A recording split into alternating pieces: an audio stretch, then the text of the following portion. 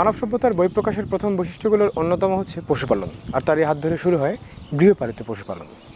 হাঁস, মুরগি, গরু, ছাগল সহ আরও নানা ধরনের পশুপালন করা হয় আমাদের এই দেশে, আর তারই তালিকায় নতুনভাবে যুক্ত হয়েছে খরগোশ।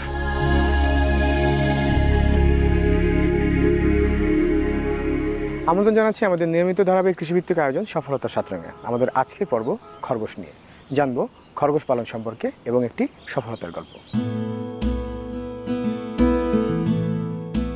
গৃহপালিত প্রাণীগুলোর মধ্যে হাঁস, মুরগি, গরু, ছাগলের পাশাপাশি উন্নয়নশীল দেশগুলোতে খরগোশ পালন অনেক জনপ্রিয়। খাবার ও শিকারের জন্য খরগোশ অনেক আগে থেকেই ব্যবহৃত হয়ে আসছে। প্রাগৈতিহাসিক যুগে আমিষের চাহিদা ও চামড়া দিয়ে শীত নিবারণের জন্য খরগোশকে এনে বাগানে রাখা হতো। 1800 শতকে খরগোশ বাণিজ্যিকভাবে পালন শুরু হয় বিশ্বব্যাপী। দ্বিতীয় বিশ্বযুদ্ধের সময় খাদ্যের চাহিদা পূরণের জন্য খরগোশ ব্যবহৃত হয়। এরপর 1900 শতকের মাঝামাঝি সময় থেকে খরগোশ পালন ভীষণ জনপ্রিয়তা পায়। 90 দশকে বাংলাদেশে বাণিজ্যিকভাবে খরগোশ পালন শুরু হয়।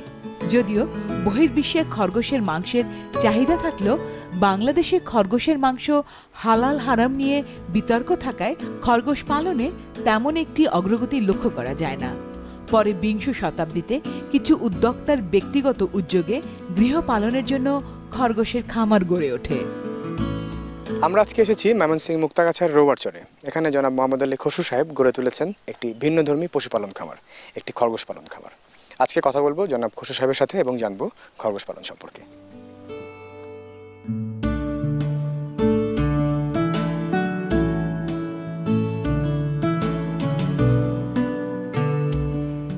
মোহাম্মদ আলী খসরু একটি এনজিওতে কর্মরত অবস্থায় খরগোশ পালন দেখে খরগোশের প্রতি আকৃষ্ট হন। 1995 সালে মাত্র 10 জোড়া খরগোশ নিয়ে পরীক্ষামূলকভাবে শুরু করেন খরগোশ পালন। আমি যখন ইন্টারন্যাশনাল অর্গানাইজেশন কেয়ার বাংলাদেশে চাকরি করতাম, তখন 1995 সন থেকে আমি আসলে খরগোশ পালনটা শুরু করি। প্রথম আমি 10 জোড়া খরগোশ নিয়ে আসি আমার একজন বসের কাছ থেকে, আমেরিকান একজন লেডি, তার কাছ থেকে নিয়ে আসি এবং এই 10 জোড়া খরগোশ দিয়ে আমার শুরু করা। এবং এই 10 জোড়া খরগোশ প্রথম অবস্থায় আমি আমার 10 জন স্থানীয় দুস্থ বিধবা মহিলাদেরকে দিয়ে শুরু করি এবং তাদের সঙ্গে আমার একটা চুক্তি ছিল যে এই খরগোশগুলো যখন বাচ্চা দিবে তখন এই বাচ্চাগুলো 2টা করে বাচ্চা আমাকে দিবে তারা। তাহলে এই খরগোশ পালনের জন্য কি আলাদা কোনো ট্রেনিং নিয়েছেন? না, বিশেষ কোনো ট্রেনিং নেওয়ার আমার সুযোগ হয়নি। তবে আমি যখন আমি সেন্ট্রাল লিমোর কাছ থেকে ওনার কাছ থেকে যখন খরগোশ সংগ্রহ করছি, উনি আমাকে কিছু ব্রিফ করছেন কীভাবে লালন পালন করতে হয়, এটা পরিচর্যা কী, খাবার দাবার কী, এগুলো সব সম্বন্ধে। এবং আমি দেখেছি তাকে যেভাবে লালন পালন করেন, ওখান থেকে আমি উদ্বুদ্ধ হয়েছি। এখন কতগুলি খরগোশ আছে আপনার? বর্তমানে আমাদের এখানে প্রায় 98টা খরগোশ আমাদের ফার্মে আছে আর কি। এই খরগোশগুলির অসুখ বিসুখ হলে আপনারা মানে কি করেন আর কি?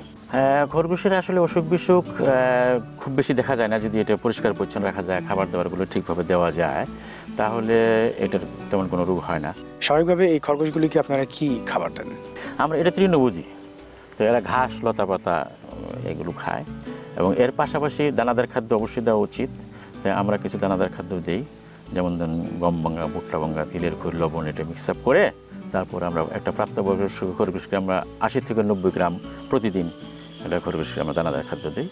এছাড়া ঘাস, লতা পাতায় আমরা দিই। আচ্ছা, এই খরগোশগুলির মার্কেটিং আপনারা কেমন করে করছেন? তবে এখানে আমরা একটা গ্রুপ তৈরি করছি অলরেডি, যে একটা মিডিল ক্লাস একটা গ্রুপ তৈরি করছি, যে এরা আমাদের নিজেদের খামার থেকে প্লাস আমাদের যারা বেনিফিশিয়ারি আছে তাদের কাছ থেকে বাড়িতে যায়, তারা নগদ টাকা দিয়ে কিনে নিয়ে আসে। এছাড়াও বর্তমানে মুক্তাগাছা হাট হয়, প্রতি বুধবারে সপ্তাহে একদিন হাট হয়। সেই মুরগির হাটের পাশাপাশি খরগোশ কেনা বেচা হয়। আপনার কাছে বর্তমানে কি কি জাতের খরগোশ আছে? খরগোশ সাধারণত আমাদের দেশে 2 প্রকারের খরগোশ আসলে, একটা হলো র্যাবিট, একটা হলো হেয়ার। মানুষের মধ্যে এখানে কিছু ভ্রান্ত ধারণা আছে, জাত 2টা ঠিক আছে, কিন্তু মানুষ সাধারণত যে ভুলটা করে সেটা হচ্ছে এরা পায়ের দিক থেকে বলে যে ছাগল পায়া, বিড়াল পায়া, কিন্তু বেসিক্যালি এটা কোনো না। আসলে সব খরগোশই ছাগল পায়া, কোনো খরগোশ এরকম আমাদের জানার মতো নাই। তো এটা 2টা জাত। তারপরে এটার মধ্যে আরও যেটা হইতে পারে, যেমন অ্যাঙ্গোরা নামে একটা খরগোশ আছে, এটা তো প্রচুর পরিমাণ লুম হয় এই অ্যাঙ্গোরাটাতে। এবং আরেকগুলো যেগুলো আছে, নিউজিল্যান্ড হোয়াইট আছে, নিউজিল্যান্ড ব্ল্যাক আছে, রেড আছে। আমাদের এই এলাকাতে সাধারণত নিউজিল্যান্ড হোয়াইট, রেড, ব্ল্যাক এই খরগোশগুলো এখন বেশি লালন পালন হচ্ছে। এই খরগোশের মাংস খাওয়া এটি হালাল না হারাম আপনি কিভাবে দেখেন? না, অবশ্যই হালাল। ফতোয়া রহিমাতে আছে যে উভয় প্রকার খরগোশের মাংস খাওয়াই হালাল। আমরা প্রথম দিকে এটা নিয়ে একটু সমস্যায় পড়ছিলাম, তারপর এটা আমি ধর্মীয় যারা মুফতি আছে তাদের সঙ্গে কথাবার্তা বলছি এবং তারা আমাদেরকে সেটা জানাইছে এবং তারা আমাকে লিখিতভাবে দিয়েছেন যে খরগোশের মাংস খাওয়া হালাল। খরগোশের মাংসের পুষ্টিগুণগত মান কেমন? খরগোশের মাংস পুষ্টিগুণের দিক থেকে যেটু পজিটিভ দিকগুলো, সেই দিকগুলো যদি মুরগি কিংবা ছাগল কিংবা গরুর সঙ্গে যদি আপনি তুলনা করেন, সেগুলো সবগুলোর তুলনায় এটার পজিটিভ গুণগুলো ভালো।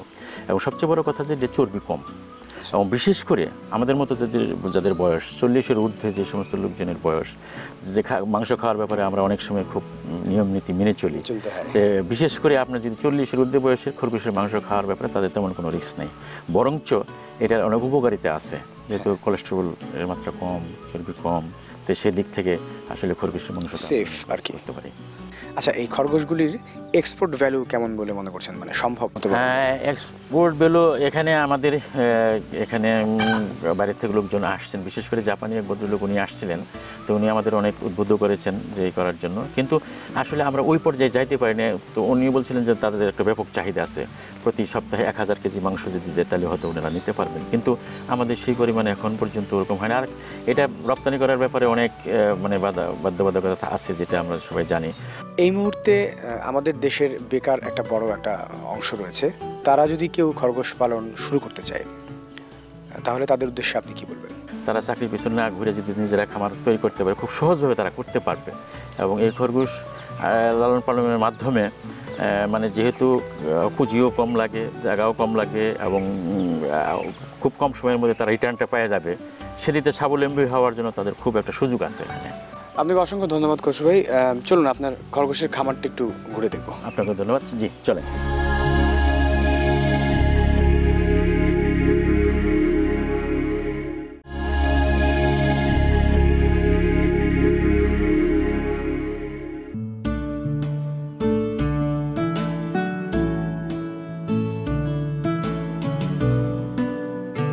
এই যে খরগোশগুলো, এই খরগোশগুলো আমরা আইডেন্টিফাই করতে পারি যে এটা মেল না ফিমেল, সেটা আর কি, সেটা দেখেও করতে পারি। কারণ খরগোশের একটা সমস্যা হয়েছে কি, আপনি ইচ্ছা করলে একটা খাঁচাতে 10টা খরগোশ ফিমেল রাখতে পারবেন, কিন্তু মেল খরগোশ 3 মাস বয়স হলে একসঙ্গে রাখতে পারবে না, তার কারণ ওরা মারামারি করে। তো যার জন্য মেইলগুলো আলাদা আলাদা রাখতে হয়। কিংবা হয়তো দেখা গেলো যে আমরা প্রথম অবস্থায় খরগোশগুলো লালন পালন করতাম, আপনার একটা পুরুষ খরগোশের সঙ্গে 5টা-6টা মানে মেদি খরগোশ আমরা রাখতাম। তাতে আমরা পরবর্তী সময় দেখলাম আস্তে আস্তে যে না, এর রেজাল্ট খুব বেশি ভালো আসে না। তাই এখন লাস্টলি যেটা আমরা করতেছি, যে একটা পুরুষ খরগোশের সঙ্গে আমরা ম্যাক্সিমাম 3টা মাদি খরগোশ রাখতেছি, তাতে এতে ভালো রেজাল্ট পাওয়া যায়। আর এখানে আপনার দেখেন এই খাবারের ব্যাপারটা, খাবার তো আমরা এই যে ঘাস আছে, এই ঘাস আমরা দিচ্ছি। ঘাস আমরা দিনে 2 বার আমরা এদেরকে খাবার দিই, এবং এই ঘাসগুলো আমরা ফিল্ডেতে সংগ্রহ করে তারপরে এটা আমরা ভালো করে ধুয়ে নিয়ে একটা ঝাঁকাতে রাখি, যাতে এটা পানিটা ঝরে যায়। পানিটা ঝরে গেলে হবে কি, যে ওই খরগোশগুলো মানে কখনো আর পাতলা পায়খানা করবে না। আর যদি ভিজা অবস্থা থাকে তাহলে পাতলা পায়খানা হওয়ার সম্ভাবনা থাকবে। জি। আর এছাড়া আমরা আরও দানাদার খাদ্য দিচ্ছি। আমরা দানাদার খাদ্য, দানাদার খাদ্যটা ইভেন আপনি হয়তো এমন হইতে পারে যে আপনার মুরগির যে বিশেষ করে লেয়ারের যে খাবারটা আছে, ফিডটা আছে, কিন্তু ওখানে লেয়ারের ফিডের মধ্যে ওরা দেয় শুটকি মাছ দেয়। এদের শুটকি মাছের কোনো দরকার নেই। শুটকি মাছটা বাদ দেওয়া অন্য খাবারগুলো ইচ্ছা করলে আমরা দিতে পারি, সহজেই আমরা পাইতে পারি। আর আমরা নিজেরাও এটা তৈরি করে নিই অনেক বিভিন্ন গম ভাঙ্গা, ভুট্টা ভাঙ্গা, তিলের খই, লবণ সেটা দিয়া তারপর আমরা তৈরি করে এটা পরিমাণ মতো দিই। এবং মানে হচ্ছে মোটামুটি কতখানি খাবার দরকার হয়?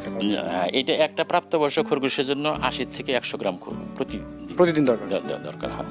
তাতে তাদের দানাদার খাদ্যটা ব্যালেন্স ডায়েট হয়। তো এটার জন্য খুবই পুষ্টিকর এবং খুব ভালো রেজাল্ট পাওয়া যায় এখান থেকে। এবং এই খরগোশগুলি যখন বাচ্চা দেওয়ার সময় হবে, তখন ওরা করবে কি, যে বুকের পশমেরা ছিঁড়ে বাসা তৈরি করতে চাবে, কারণ যেহেতু ওখানে ওরকম কোনো ব্যবস্থা নাই।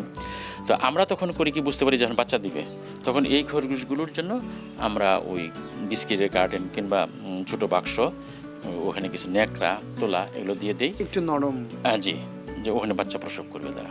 আচ্ছা, আরেকটা কথা জিজ্ঞেস করবো, সেটা হচ্ছে যে যেহেতু ঘরের মধ্যে আবার বাক্সর মধ্যে আপনি খরগোশ পালন করছেন, এই ঘরের কি আলাদা করে কোনো টেম্পারেচার মেনটেন করতে হয়? না, আসলে খরগোশের জন্য অত বেশি কিছু নেই, আলো বাতাস মোটামুটি চলাচল করলেই হলো, সমস্যা নাই। কারণ এরা হয়েছে কি যে ঘরের ভিতরে আমরা যেমন যে রাখি, আপনি দেখতেছেন এখানে আমরা চুন দিছি কিংবা ব্লিচিং পাউডার দিই কিংবা পটাশের আমরা দিই, সেটা হচ্ছে জীবাণু যাতে না হয় আর কি, জীবাণু যাতে যে সৃষ্টি না হতে পারে, সেই জন্য আমরা এটা দিয়ে থাকি। আর যদি পরিষ্কার পরিচ্ছন্ন থাকে তাহলে কোনো মানে সমস্যা হয় না। আচ্ছা, আরেকটা ব্যাপার, সেটা হচ্ছে যে এই খরগোশগুলির যে বিষ্ঠা, এগুলি আপনারা কি করে কি করছেন? এই খরগোশের বিষটা এটা আমরা কোল্ড ফার্টিলাইজার বলি, এটা খুব উৎকৃষ্ট মানের সার, জৈব সার, এবং এটা বিভিন্ন বিশেষ করে শাকসবজির কিংবা আপনার সবজি যে আবাদ করবো সেখানে দিলে পরে এটার জন্য খুব ভালো উপকার হয়। আর তাছাড়া এটা মাছের খাদ্য হিসাবে এটা ব্যবহার করা যেতে পারে, শুকিয়ে তারপর প্রসিডিউর কিছু মেনটেন করে। হ্যাঁ, যে এটা বিশেষ করে তেলাপিয়া খাবারের জন্য খুবই উপকার হয়। মানে মোটামুটি সব দিক দিয়ে খরগোশ পালনটা হচ্ছে যে লাভজনক। তাহলে চলুন আমরা একটু আপনার হচ্ছে যে ওই যেখানে ঘাস এদের জন্য আলাদা করে চাষ করা হচ্ছে সেটা একটু দেখবো। আচ্ছা, ঠিক আছে, চলেন।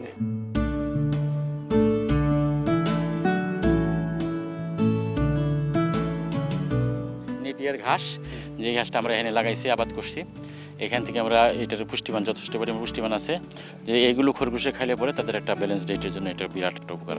আচ্ছা, এই ঘাসগুলি আপনারা কি সংগ্রহ করেছেন? জি, এটা আমরা বাংলাদেশ কৃষি বিশ্ববিদ্যালয় থেকে আমরা ওই কাটিংটা নিয়ে আসছিলাম, কাটিংটা নিয়ে এসে আমরা এখানে করছি, এবং তার পরবর্তী সময় আমরা প্রাণী সম্পদ ডিপার্টমেন্টের ওদের কাছ থেকে নিয়ে আসছি।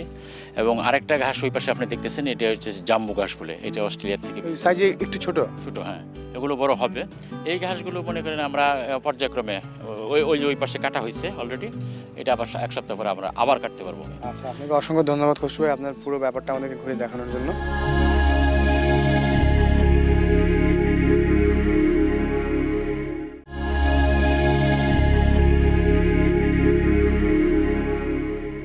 খসরু ভাইকে দেখে উদ্বুদ্ধ হয়ে একই গ্রামের আরও অনেকেই শুরু করেছে খরগোশ পালন। আমরা এখন দেখব তারা এই ছোট্ট পরিসরে কি করে খরগোশ পালন করছে এবং কথা বলবো তাদের সাথে।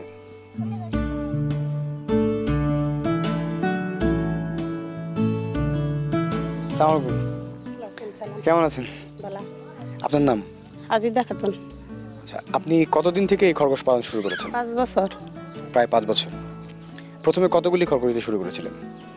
4টা আনছিলাম, তারপরে মেলা দিয়ে করছি, পরে মাসে বেচা কিনি করতেছি 2,000 করে। আপনি কি এটার জন্য খসরু ভাইয়ের কাছ থেকে আলাদা করে ট্রেনিং নিয়েছেন? হ্যাঁ, মামার ট্রেডিং করছি। কতদিনের ট্রেনিং করেছেন? ট্রেডিং 3-4 বার করছি আর কি। এই যে ঘরের মধ্যে খরগোশ পালন করছেন, এটার জন্য কি আলাদা করে কোনো মানে সমস্যা হচ্ছে, কোনো প্রতিবন্ধকতা তৈরি হয়? ওই যে বেশি রাখলে তো একটু সমস্যা, জায়গা কম, অসুখ বিসুখ? অসুখ বিসুখ হইলে ওই যে ইঞ্জেকশন আনি, ইঞ্জেকশন না করে লই। এখন মোটামুটি কতগুলি খরগোশ আছে আপনার? আমার বড় আছে মেলাটি, আর বাচ্চা আছিল তাই বেঁচে আছি কালকা। আচ্ছা, বড় আছে কতগুলি আছে? আছে বাচ্চা। মোহাম্মদ আলী খসরুর মাধ্যমে গ্রামের অনেক দুস্থ পরিবার এখন হয়ে উঠেছে স্বাবলম্বী। খরগোশ পালনের মাধ্যমে তিনি নিজের পাশাপাশি অন্যদের করে দিয়েছেন কর্মসংস্থান ও হয়েছেন সফল।